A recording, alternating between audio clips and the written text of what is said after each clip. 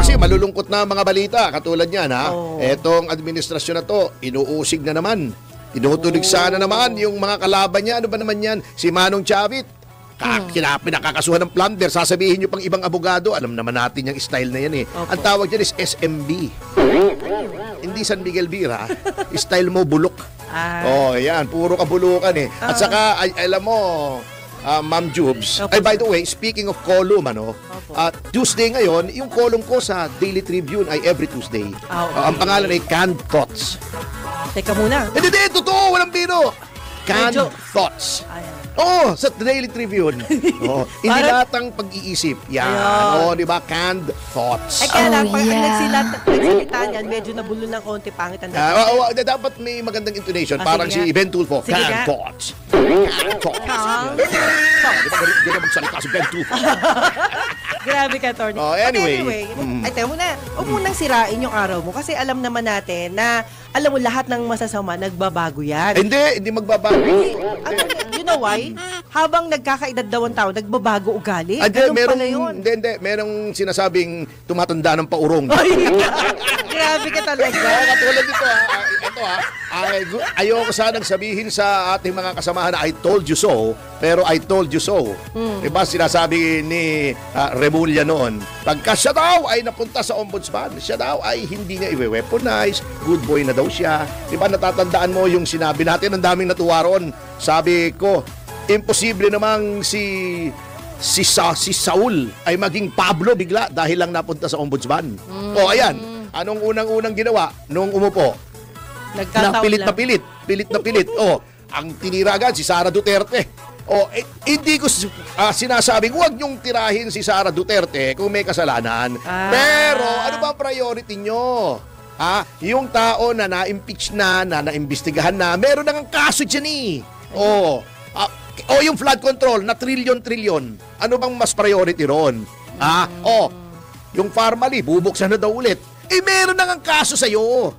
Ba't bubuksan mo pa ulit? Ano bang unahin? Dahil Duterte si Sara, dahil yung Pharmally, nasasangkot si Pangulong Duterte, unahin mo. Eto, flood control At huwag niyang sabihin, sinabi ni Auntie Claire na ang priority ng ombudsman ay hindi yung flood control sapagkat yun ang talagang pwede niyang sabihin kay Auntie Claire. Yung sinabi ni Recto kay Bongo. Huwag niyo kaming utusan. Yun ang talagang hindi dapat inuutusan yung ombudsman. Bakit? Dahil, let me spell it out for you. Yes. Independent. Okay, daw. Yun ang may karapatan. Pero kung ikaw ay naging gabinete ng Pangulo at ikaw ay politiko at utang mo sa pambabraso ng Pangulo ang pagiging ombudsman mo, hindi ka na independent. Ikaw ay independent. Katulad ngayon, another example sa dami-dami ng problema ng Pilipinas. Kanina, nabasa nyo naman. Pupuntiryahin pa niya yung mga sinasabi niyang midnight appointments daw. Anong midnight appointments? May 204 na mga kawani ng ombudsman na sinatawag niyang midnight appointments. Hindi naman po midnight appointments. Sinaliksik ko Ang midnight appointments, yung bago umalis, 1 week, 2 weeks before umalis, halimbawa si Ombudsman Martires, nag-a-appoint siya ng mga tao. Nang basta-basta na lang, indiscriminately. Hindi po. Yung sinasabi niyang 204 na kailangan daw mag-reapply, kapwitan na naman ni Remulla to, alam niyo kung bakit? Di-research ko, Yung sinasabi niyang midnight, hindi naman midnight tanghaling tapat in-appoint walang biro. Well, alam nyo, ito unang-una, bago ako mag-proceed, this is nothing but a transparent and disingenuous attempt na yung mga tao, mga karir yung civil service na mga appointees na merong security of tenure ayon sa saligang batas, ay gusto niyang palitan na mga bata niya. Huwag na tayo maglukuhan dito, ombudsman, fake ombudsman Remulla, Yan naman ang gusto niyo, di ba? Ginawa niyo rin sa mga generals pag-upo ng pag-upo. Di ba? Si Abalos sinabi, courtesy resignations. Yung lahat ng mga generals, lahat ng mga colonels. Career yun May security of tenure yun. Ano nanalo? Ano nangyari? Di olat si Abalos. Kahiya-hiya yung showing niya. Eto for the information of those na maaring maniwala, kasi marami pa rin naniniwala sa kabuktutan, sa kasinungalingan, sa disinformation, sa propaganda, na midnight appointees yung 204 na tinutukoy ni F.O. Remulla, ay, ito ang istorya po niyan.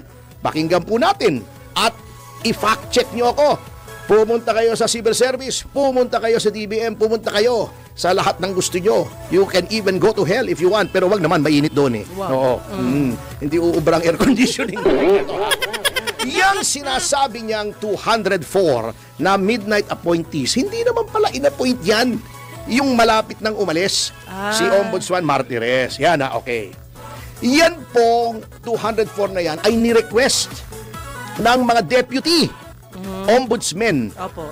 Plural ba ng ombudsman ay ombudsman? Hindi ko alam eh. Paano yung mongooses? Anyway, yung mga deputy, kasi yung Office of the Ombudsman, may mga 4 na deputies yan eh. O 5 ba? Teka, bilangin natin. Overall Deputy Ombudsman. Then Deputy Ombudsman for Luzon, 2. Deputy Ombudsman for Visayas, 3. Deputy Ombudsman for Mindanao, Opo. 4. At 5 nga, tama. May Deputy Ombudsman for the military and other law enforcement organizations. Moleo. Yung mga NBI, police, military.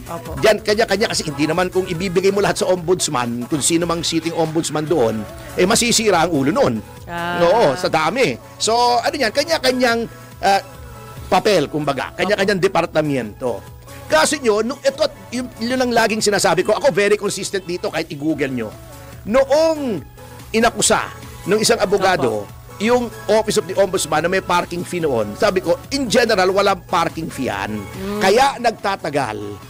Ang dami nagko-complain kasi ang ombudsman, pati anonymous complaint, tatanggapin yan at iimbestigahan yan. Aside from yung mga makukulit katulad ng Citizens Crime Watch kami, o pag kami nakikita kami mga anomalya, ombudsman kami ng ombudsman. Ombudsman pala. Oo, baka hindi na ngayon kasi wala kaming tiwala sa ombudsman eh. Anyway, nag-request po sila ng karagdagang mga personnel. Kasi hindi kaya eh. Sa dami, dumadagsa. Kasi nga, ang impression noon sa ombudsman doon, ngayon baka nag-iba na, ay talagang huling takbuhan ng mga tao na hindi makakuha ng hustisya sa ibang mga kagawaran ng pamahalaan. Halimbawa, nirereklamo mo, taga-DPWH, district engineer, nangungurakot, siyempre admin, sila yan, magtatakipan sila ron. Takbo ka sa ombudsman. Yun ang last resort. At tama naman sapagkat yan talaga ang constitutional mandate ng ombudsman. So anyway, mabalik tayo rin sa 204 na falsely being accused of being midnight appointees. Yan po ay ni-request ng karagdagang personnel para yung mga flood, hindi flood control yung flood na mga complaints sa ombudsman ay ma-handle naman ng mabilisan para wala na magreklamong matagal. Sa sobrang dami. Ngayon, yan po ang request na yan ay pinadala kay then Ombudsman Samuel Martires. Okay. In-approve niya yan. At I think mga 60 or 70 of these 204 requested personnel are lawyers. Kasi dapat lawyer kasi mga investigasyon yan eh. Batas yan eh. Hirap na ngang maka-attract ng lawyers ang gobyerno kasi mahirap ang trabaho, di ba? Then nag-request naman ng ombudsman in the proper course kasi yan ang proseso eh. Nag-request sa head of office, galing din tayo sa gobyerno eh. Request sa head of office, yung head of office pupunta sa DBM, yung Department of Budget and Management. Sabihin niya, oy, may mga request akong additional personnel, tignan mo nga kung pwedeng i-accommodate ito. Kasi syempre, budget, may sweldo yan. Siyempre, mahirap naman kasi hindi mo naman pwedeng sabihin, binigyan mo ng trabaho. Binigyan ka nga ng trabaho, gusto mo pa may sweldo. Yun ang sabi nanay ko eh. Mahirap yun. Baka makadimanda ka eh. Mahirap naman yun. Okay. So, yung DBM po ang nag-identify ng mga vacancy at nagkakaroon po yan ng tinatawag na NOSCA. Ang tawag po dyan, ang ibig sabihin ng NOSCA ay Notice of Organization, Staffing, and Compensation Action. Ang ibig po niya sabihin, pagtingin ng ombudsman, kailangan nga. Mag-create tayo ng plantilla position, then, at tingnan natin kung sinong mag-fill up nitong plantilla positions at maglagay tayo kung anong salary grade yan. Kasi may Salary Standardization Act na. kung anong ginagawa mo sa isang departamento, pag similar ang ginagawa mo sa ibang departamento, pareho dapat ang sweldo. Hindi pwedeng iba-iba. Ang except lang yan yung mga government-owned and controlled corporations. Yung NOSCA po, in-issue almost more than a year ago, December 2024. Hindi midnight, Ginoong Remulla. Hindi midnight yun. Ang tagal. October na tayo ngayon. 10 months ago. Midnight pa ba yung 10 months ago? Ito pala, 60 ang lawyers na kinuha.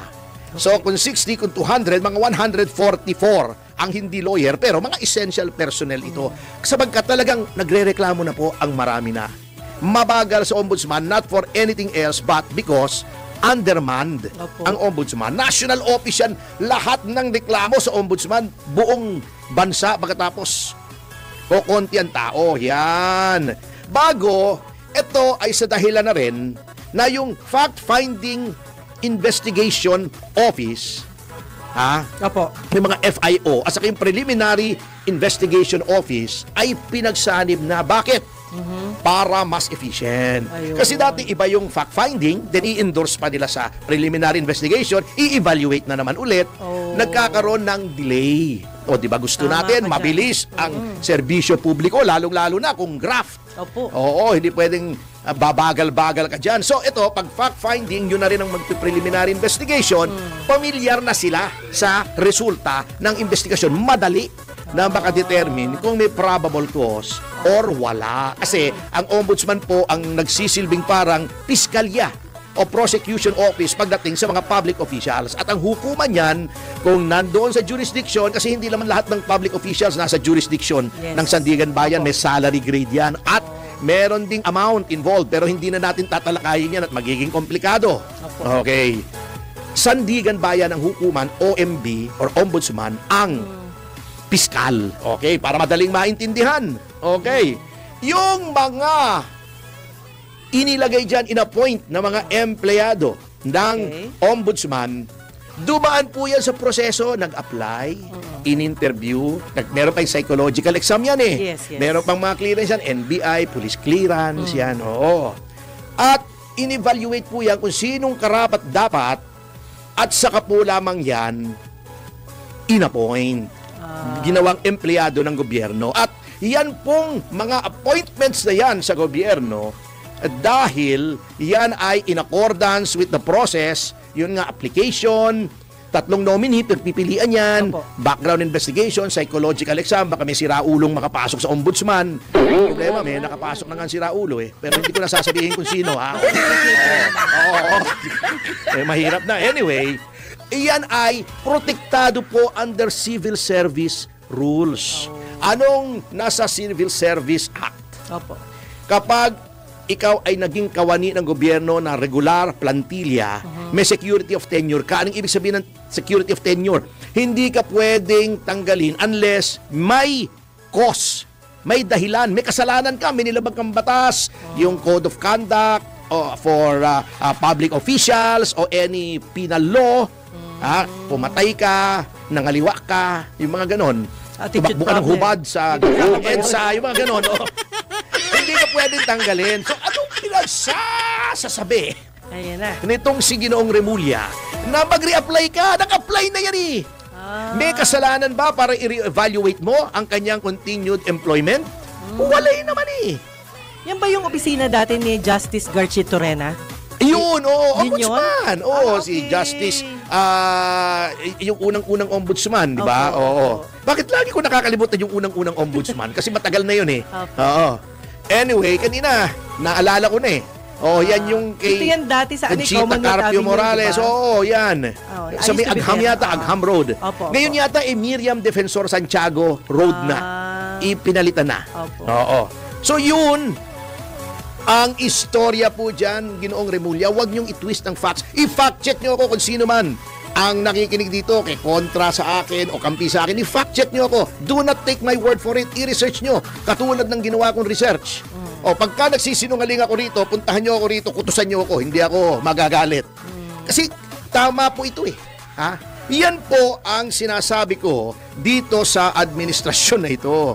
Katulad niya, si Manong Chavit dahil lang siya critical sa gobyerno, pakakasuhan nyo kung sinong Poncio Pilatong hindi namang kilala. Na plunder. Ano yung sinasabing plunder kay Manong Chavit? Ano po yun? Yung pagbenta daw noong lupa niya sa gobyerno. Na overpriced daw. Alam nyo po, bago ang binase nitong nagreklamo, kasi daw mas mataas sa zonal valuation. Lahat po ng tao, kahit yung pinakasimpleng tao, ay alam na kapag ikaw ay nagbebenta ng lupa, hindi po yung zonal valuation ang sinusunod. Yan ay fair market value. Wala, malaki ang kaluwagan ng tornilyo sa utak ng tao na ibebenta mo yung iyong lupa based on zonal valuation. Kalokohan po yun. Kalokohan yun. Malaking kalokohan yun. Ask any real estate broker. Bako sasabihin nyo, based sa zonal valuation, dapat ganito lang ang amount. Fair market value, in fact, pinaliwanag na ni Ginoong Chavit yan. Opo. Lugi nga siya dyan. Binenta niya ng mas mura sapagkat yan po ay ang public service ay sakripisyo. Yes. Alam nyo, ang tagal na sa politika niyan si Chavit Before martial law pa yan Chavit Singson na yan Hindi po yan mangmang para magbenta ng kanyang sariling lupa sa gobyerno na i-overprice pa niya. Yun ang maganda ginawa diba? niya. Kung, siguro, binenta niya yan, hindi ko naman alam, pero tingin Passion ko, lang. binenta niya yan kasi kung bibili pa sa iba, mas mahal, baka fair market value. Correct. So sabi niya, ako na lang ang magbenta below fair market value. Ayun. At sa ngayon, siyempre, ang lupa may unearned increment, halos, triple na yata noon sa, 10 times na yata Sobrang mahal doon na yun. sa amount na ibinayad noong munisipyo, ang halaga Opo. ng lupang yun na 10 ektarya. Tama po. Pagkatapos, dahil lang kayo ay pinupuna, naging government critic si Manong Chavit, Opo. kapakakasuhan niya ng plunder, iyan ang style nitong gobyernong ito. Yan ang mabigat. ang Kawawa naman si questionable Manong. Questionable dyan, sino yung tao behind that? Hindi ko kilala pero alam ko, ako itataya ko yung isang itlog ko. Sila rin yung pakana nito Ano lang, front lang ito. Ganun naman ang style Katulad ng ginawa sa akin ni Ping Lacson noong a long time ago. Ikikwento ko yan one of these days. Pinademanda ako, may kinuhang 2 law student. Pagkatapos nung na-acquit ako, nagmamakaawa, kasi naging abogado. Huwag ko daw silang ipadisbar.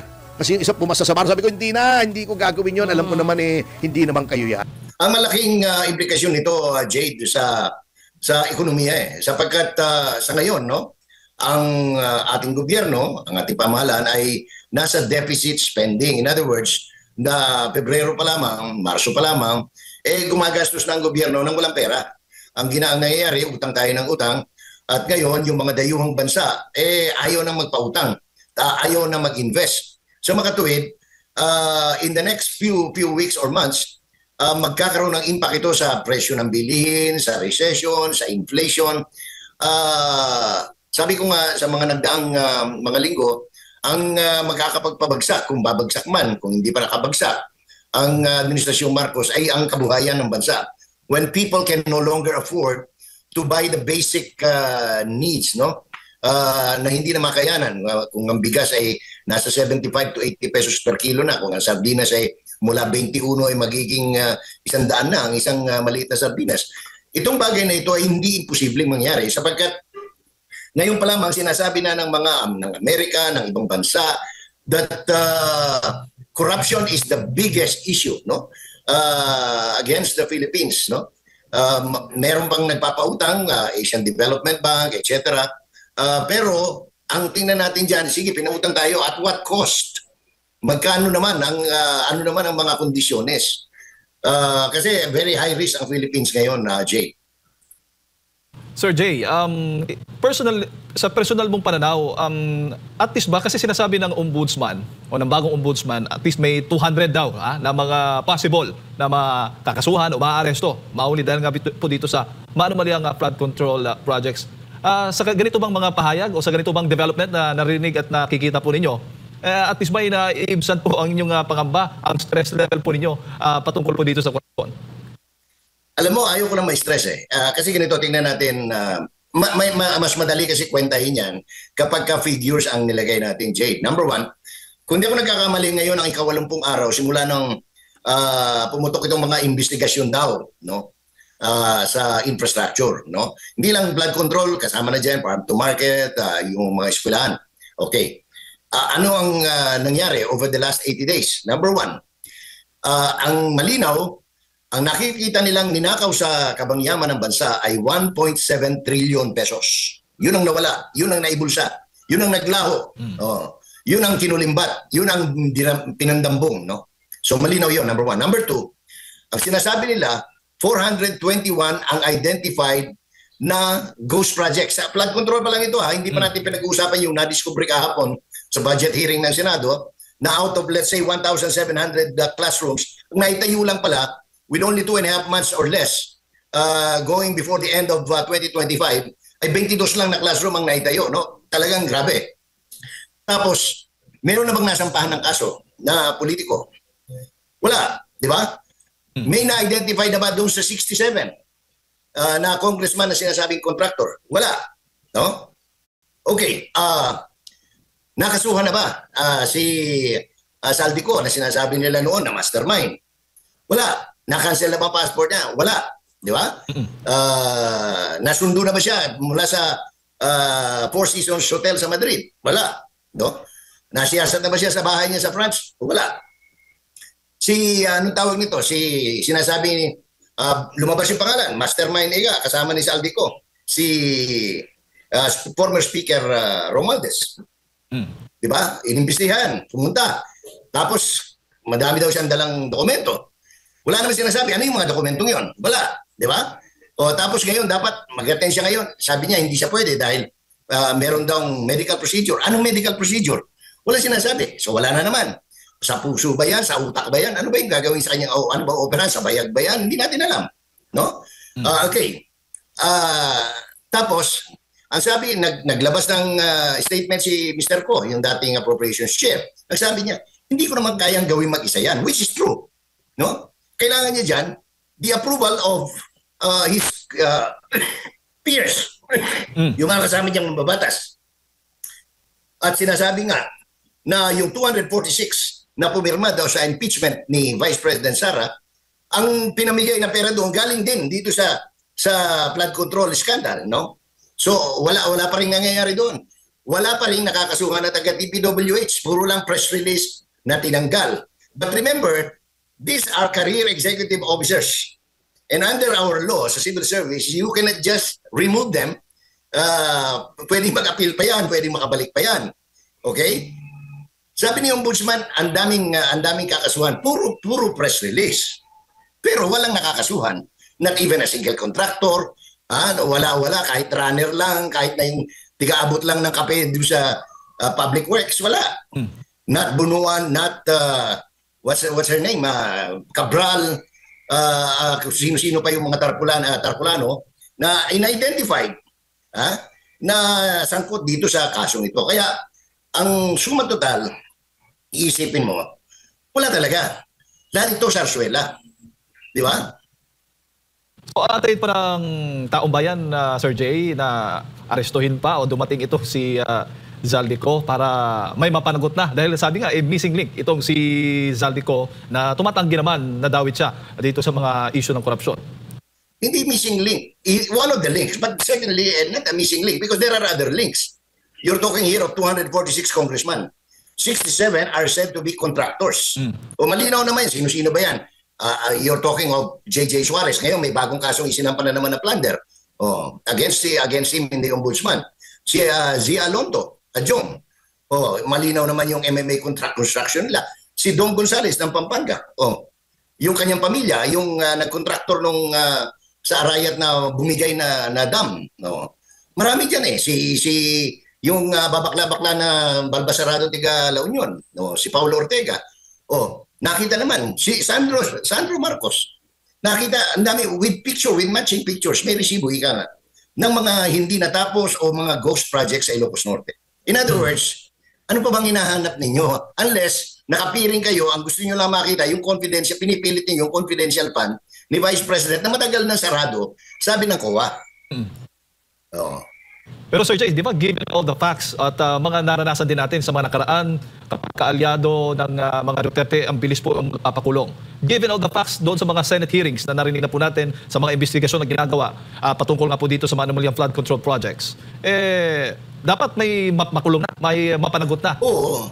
Dapat, ang dami na dapat na kahit na huwag na yung nakulong, no, nasampahan ng kaso. Siyempre, kung plunder yan, dahil bilyon-bilyon, trilyon yung pinag-uusapan, dapat nakakulong na yan. Wala eh. Puro tayo press release. Puro tayo, ang gaganda ng mga statement ng presidente, hindi ko ikaaya na magkakaroon ng nakawan, ganun din. Alam mo, these are all spin ng mga PR companies, ng mga PR group na nagpipinta ng maganda. Hindi kailangan ng tao yan. Alam na ng tao eh. Imposibleng hindi pa alam. Nandiyan na nga yung mga kung ano-anong istorya eh. Tapos may mga pagbabanta, no, na ganito o ganyan, ikukulong, aalisan ng pensyon. Anong tawag yan? Ewan ko lang ha. Basta iba itong anong tawag ako from the very beginning. Sabi ko nga nung tinayo yung ICI na yan, wala akong kabilib-bilib dahil obviously una walang ngipin, pangalawa walang batas. Wala siyang ano talaga. Pampaano lang ito, pampapogi sa madaling salita, no? Kung sino man yung dapat baguhin yung imahe. Maging yung mga negosyante ngayon, Sir Jay, ay ang nagpalabas din ng kanilang mga pahayag at saloobin. Naiinip na nga sila at nababahala dito nga sa mabagal na aksyon ng gobyerno at pag-atras ng mga foreign investors. Mismong si ECOP President, yung nagsasabi po niya, si Sergio Ortiz Luis Jr. kahapon, may event nga sila. Ano naman ang masasabi po ninyo hinggil po dyan? Alarming na ho ba ito? Alam mo kasi, Jake, sa pagninegosyo, hindi na, ang negosyo ngayon hindi na yung dito ka lang, Pilipinas ka lang. Kailangan meron kang global partner. So, ngayon nagsasalita, Philippine Chamber of Commerce and Industry, Makati Business Club, Employers Confederation of the Philippines, lahat sila because ramdam na nila. Kaya ito yung mga negosyante na nag-i-import ka, nag-i-export ka. Kapag ka wala na nagtitiwala sa bansa mo dahil sa corruption, anong tawag nito? Napakahirap na magnegosyo. Hindi naman ito ordinaryong pagtitinda sa sari-sari store ang pagninegosyo nila. Merong partnership dyan sa pagtatayo ng iba't ibang mga kumpanya, ng iba't ibang mga manufacturing firm, or even in the construction of vital economic infrastructures like roads and bridges. Anong tawag nito? Internet facilities, telephone, lahat yan. Kailangan mo ng international partners. And when there is no confidence in the country, it is very hard for this big businessman to even function well. So, ang mangyayari niyan, ang maapektuhan, kasi haligi na yan eh. Yan na yung mga poste ng industriya ng negosyo. Pag sila ay naging mabuhay na, kukulapso ang bansa. Oo.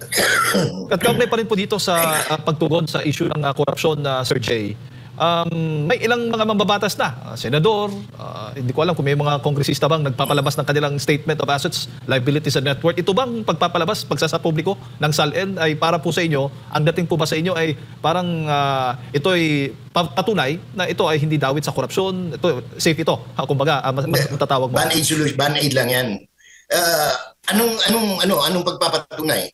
Na unang-una, wala namang binago sa batas. Hindi naman pwedeng baguhin ang batas ng isang statement lang mula sa bagong hirang na ombudsman. They have to abrogate the law.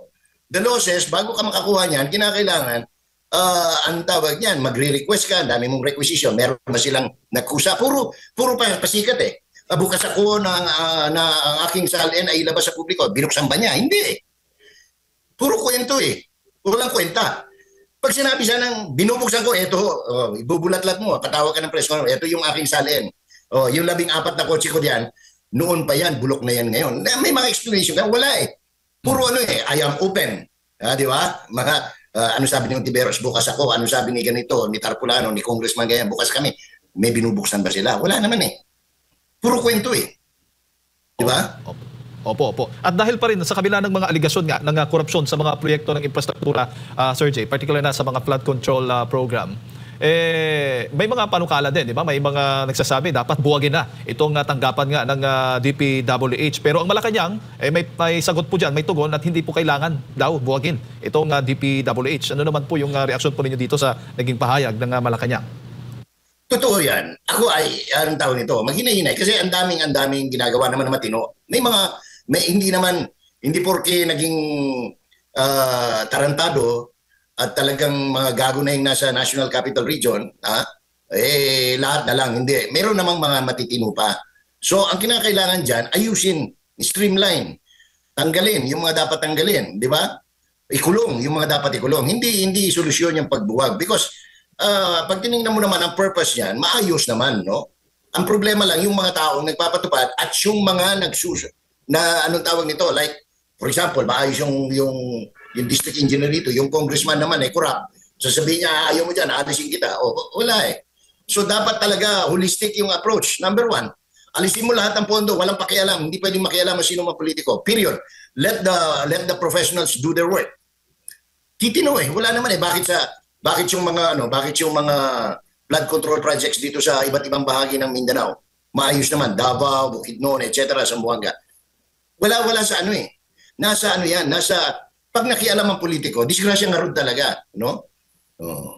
Bago ko lang pasok kay partner, iba't ibang grupo na po patuloy. Every Friday ata may mga protestang nangyayari, anti-protest rallies dahil nga po dito sa mga maanumalyang flood control projects na didiscover, mga ghost projects.